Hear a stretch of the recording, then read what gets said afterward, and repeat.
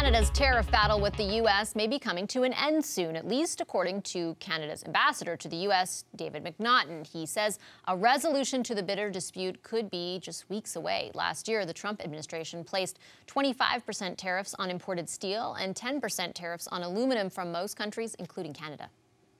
The CBC's Katie Simpson joins us from Washington with the details. Hey, Katie. Nice to see you. So what did the ambassador say?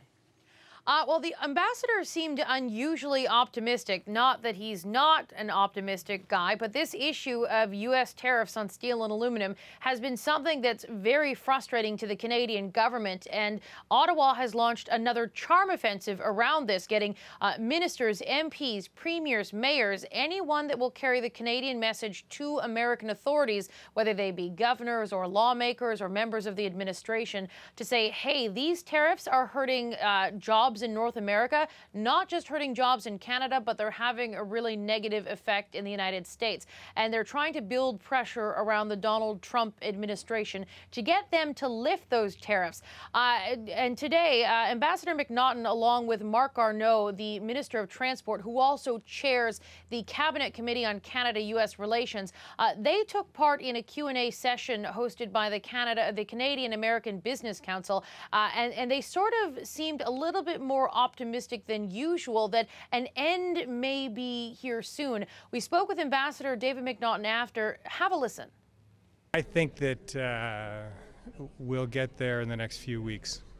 We're getting into a position where, our House is going to rise mid-June because apparently there's an election in Canada this year. If you back that up and say, how long is it going to take to get it through the House of Commons? We now have an independent Senate that I presume is going to want to look at this. Having these tariffs hanging over all of that is going to make everything more difficult.